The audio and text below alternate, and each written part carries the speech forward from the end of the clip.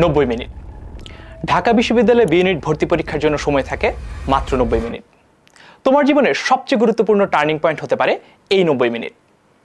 90 মিনিটের এই ভর্তি যুদ্ধে জিততে হলে কি কি করতে হবে সেটাই বলবো এই ভিডিওতে। প্রতি বছর ঢাকা বিশ্ববিদ্যালয়ের বি ইউনিটে ভর্তি হওয়ার সুযোগ পায় 2934 জন শিক্ষার্থী, অর্থাৎ প্রত্যেকটি সিটের জন্য গড়ে লড়াই করে 39 জন শিক্ষার্থী।